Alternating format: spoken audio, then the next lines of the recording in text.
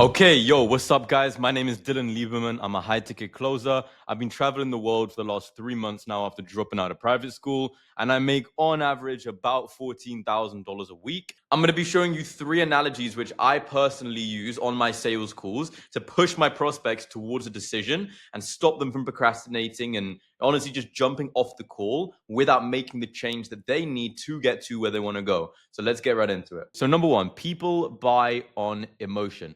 This is super duper simple. The most powerful thing which is going to cause somebody to actually make that change is the emotion in their mind causing them, and this can be a negative or a positive emotion. Now, typically what you find in sales is that the negative emotion, the emotion of pain, is twice as strong as the emotion of desire. Now, obviously, you want both in your sales call, but it's these two emotions, the emotion of pain and the emotion regards to the desire, which causes your prospect to take action, right? Now, the thing about analogies is that they build imagery, and imagery is super duper powerful because, again, right, if you can imagine a scene, it's way easier for you to picture the emotion that that person would have, right? Almost like a movie, right? You know, if the main character's best friend dies, you can really emphasize how that person feels. And in a way, if you're in the cinema, you know, you'll see little girls crying. I mean, their best friend didn't die, but they feel the emotion, right? Now, this is a great saying, and it's not cliche. It's absolutely true. A picture speaks 1,000 words.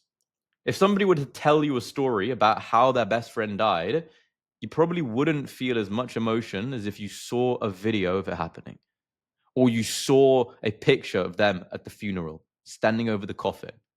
A picture speaks 1,000 words. Now, I mean, as I said, man, you know, $2,000 on the days, 2,000's pretty standard at this point. 2,000, 2,000, 2,000, 2,000. But the main thing is that emotions build the internal pressure needed to take action, right? Because some people, they want certain things or they want to get rid of certain things. And the strongest thing that either want or get rid of is an emotion. So, like, if they want to get rid of a pain or if they want to get closer to a desire, both of those things are going to create internal action in that prospect to actually do something about it. That's why people who are depressed and just sit at home all day, they don't have any internal pressure to actually do something productive, right? There's nothing they're running away from. There's nothing they're running towards. They're complacent, right? But if you can build those emotions of something they're running away from and something they're running towards, then that internal pressure is going to be extremely strong to move, right? Now, the other thing is that in all of these prospects here, these $2,000 PIFs, all of them had the necessary internal pressure to take the action that they needed to change their life. At the end of the day, it's not about paying you money, it's about changing their life, right? And obviously, the end result is that they did pay me.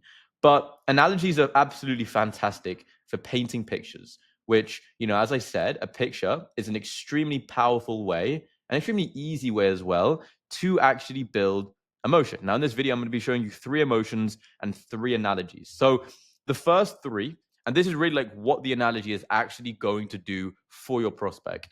So the first one is we have the skydiver's parachute.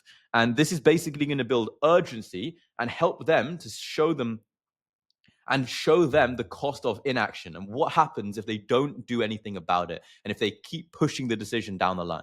The second one is heavy is the head that wears the crown. This is a very, very famous analogy in sales. It's by Shakespeare. And all this really does is it shows somebody the guilt of not taking responsibility and the fear of what might happen if they don't take the responsibility that is ultimately theirs. This is great for wife objections and stuff like that. And then the third one is Usain Bolt's training regimen. And again, this just shows them, and this is 2 things, right? Number 1, it shows them that what they've done probably won't work to get to where they want to go, right? It's great for burning bridges. It's great for showing them that what they've already tried got them to where they are today. But to get different results, they need to do something different. And then obviously the result of that, understanding that concept, is that they'll have the desire to change. So I'm going to kind of run you through these analogies now. Just follow along. Maybe you have a pen and paper at hand because these are really good. Right. So the first one is the one of the skydiver jumping out of the plane. Now, this is really when your prospect is trying to procrastinate, right? Like when they say to you, hey, man, I just want to think about it. Or, even if you're pre-handling and they tell you, yeah, man, I've been on quite a few calls like this before. This is the analogy that you use. You go, okay, man, can I share a perspective with you? Yeah. Yeah, man. Like, if you're gonna go, jumping out of a plane, like, do you put your parachute on before you jump out or after?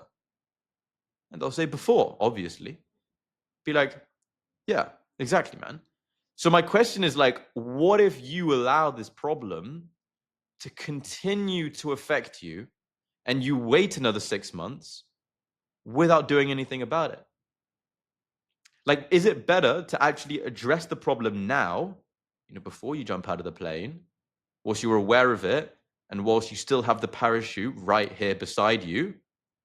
Or would it make more sense to actually then wait until the very last moment where now you're falling through the air and you don't have a way to get to safety? Like, what would make the most sense? And what this does is that it shows them that the cost of inaction is what is going to keep them where they're at. It's super duper powerful because it basically anchors the fear of almost falling and dying by not taking action with the current situation that they're in, where they're, not taking action either, right? Now, the second analogy is heavy is the head that wears the crown. Now, this is more of a post-price objection handle. And it's basically when someone says, yeah, man, it sounds all good. I do just want to speak to my wife about this, though. And what you'd say to them, be like, yeah, it's not a problem. Obviously, whenever you get an objection, you have to clarify, you have to isolate it, et cetera, wife aside, will you actually do this? But when you actually get to the analogy, you basically go, cool, man, and have you heard of the analogy, heavy is the head that wears the crown? They'll go, yes or no. If they say they have, ask them, okay, and what does it mean to you? By the way, for all of these analogies, if they say they have heard it before, you always ask them, have you heard of this analogy? If they have, you ask them what it means to them. But you basically just go, yeah, man, it's a very famous analogy by Shakespeare, right? And it's like everybody thinks that the crown is heavy because of the gold and the jewels, that are associated with wearing the crown, when really it's the responsibility that comes with the position of the person who wears that crown. What I mean is that the king is the one who sends out all the armies, who orders all the people to be killed, who's responsible for making sure that the kingdom survives. So I guess, like, for you, man, like, being the king in this situation, being the one that's going to be in all of the training programs, and like being the one that's actually responsible for your results with this program, like, is it fair to shift that responsibility to someone? I mean, your wife, for example, they'll say no. And what this really does is that it basically just shows them that it's not actually fair to shift the responsibility that is theirs onto someone else, because the thing which they need to understand is that their results are their responsibility. And when you make them realize that by shifting that responsibility, it's very easy for them to then kind of realize, like, okay, like, at the end of the day, it's not my wife's result here, it's going to be my results. So I need to do something differently, right? Now, the third analogy is in regards to Usain Bolt's training regimen. And this is when somebody's telling you, like, oh, yeah, I've done X, Y, and Z. I've tried all of these things. Some of them have worked, some of them haven't, even if they tell you that they have worked. And this isn't the discovery part of the call, right? And what you basically are wanting to say to them is you go, yeah, man, Usain Bolt, right? Yeah. I mean, obviously, like, he's one of the greatest of all time. But, like, would it be fair to say, like, what he did when he was, a kid to get into the start of his running career, to then go from, high school to actually the Olympics, required a different training regimen. But then to go from the Olympics to the best of all time probably required a very different training regimen. So, like, would it be fair to say that what got you from A to B isn't the same thing that would get you from B to C? Yeah, it'd be fair to say that. Be like, okay, I mean, why do you think that is, man? And then they'll justify why what they've done won't get them to where they want to go, which is obviously what you want, right? So super duper simple, right? You're really just showing them, like, what happens if you keep relying on the same things that you always have, hoping for a different result, and they'll really level with you, right? They'll tell you, or they'll admit to the fact that, no, what I've done so far has worked to get me up to this point, but if I want to get to here, like, I'm going to have to do things a little bit differently. So these are three fantastic analogies which I use, right? Again, the skydiving analogy, it builds the fear of inaction. And then in their mind, that imagery is them falling and dying. The second one is the imagery and shame of not taking responsibility. And as a result, letting the kingdom fall. Right. And that kingdom is something that you need to very much visualize, whether it be their family, whether it be their family dynamic, whether it be their family dynamic, whether it be the business, whether it be whatever it might be. Maybe it's the relationship with their spouse, which they need to maybe it's the relationship with their spouse they need to improve. So as a result, they need to quit their 9 to 5 to be able, right? Whatever it might be, something that's important to them, which is their responsibility to make sure that it flourishes. And then the final one is the imagery on the desire to try something new, because you can make them realize that they need to try something new to get new outcomes, but also to become the greatest of all time. Super duper powerful, right? So this one, the skydiver, this can be a pre-handle, but it can also be after the objection is dropped. Something like, yeah, man, I mean, I just wanna think about it, or no, I don't know if this is the right time. Maybe we can pick it up in a few months, and you can kind of go into like, yeah, would it make more sense though to address the issue now once you're sitting in front of the solution, or to wait until you can't even address it anymore, till it gets so bad?